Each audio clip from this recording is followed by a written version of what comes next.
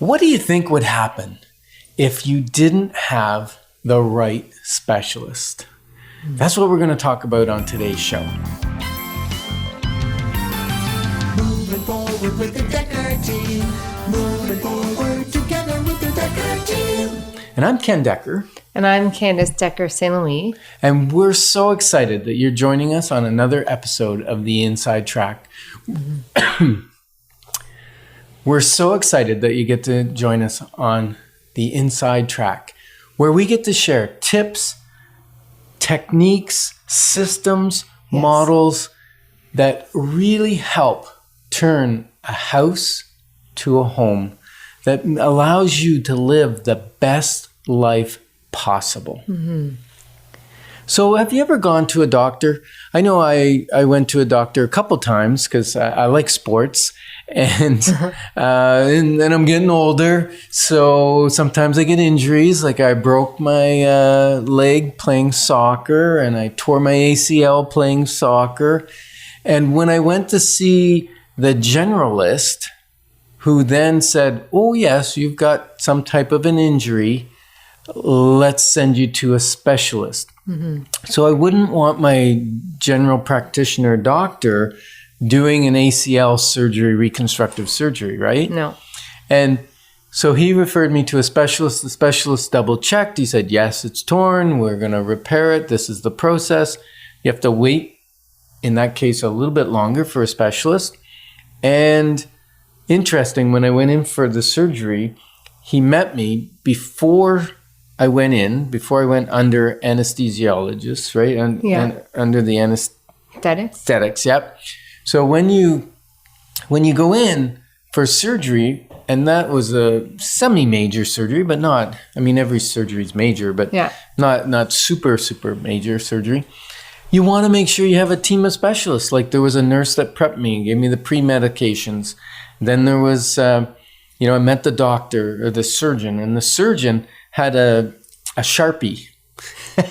And the Sharpie was, he said, okay, this is the leg that is torn, right? Yeah. And I said, yes. And so he wrote on my leg and he put marks where he was going to make the surgery so that he knew that he would never go into surgery and operate on the wrong leg. Yes, that is a good thing. That's a good thing. And then, I met the anesthesiologist when I went in, and they talked about how that process was going. And there was other nurses there that were assistants for the doctor, for the surgeon. Yeah. And made me feel comfortable knowing that everyone had their part in the role of making my leg better. Mm-hmm. And then I had a part too. Because then after the surgery, of course, then I have to go see another specialist, which is physiotherapist specialist, to get my leg moving again and get the flexibility back and get the strength back, because my leg looked like it was a toothpick compared to the other leg, because after not using it for a week, everything just atrophies. Yes. So it took a whole team, and real estate is very much like that, isn't it? It can be, for sure. Yeah, and so you're going to have some people that you're going to meet initially to prep you. Mm-hmm. And that might be your realtor and your mortgage broker. Yeah. And then you're going to go through, I don't want to call it surgery. The process. The process. We may surgically remove the home you're in now and put you in another one. And then from there, after that's all done, you need other specialists like the lawyer to close the transaction. Home inspector. You need a home inspector. Yeah, exactly. You need an insurance specialist to make sure you get the right insurance for your home, and you have that prior to the closing, because they don't want to loan money on a house that's not insured, right? Yeah. Yeah, so the Dekker team has specialists too. We do, yeah. And Candace, you're a specialist in certain areas. Like, for instance, if we had an out-of-town client coming in that had 3 to 5 days to buy a house, who would probably take them out? Me. It excites me so much to work with those buyers. It is a very stressful situation for them. Mm-hmm. And yet going through it lots and lots of times with different people, you also get to know what they need. We don't start like running as soon as they get here, in terms of we start the process before they even get here. Oh, for sure. Yeah. Now, the beauty with you taking it is time. It takes time to do an out-of-town client, right? Like Yes. you might spend 6, 8, 10 hours a day, Yeah. either with them or prepping for them for the next day. Yeah, sometimes longer. So even at my home life, I set things up.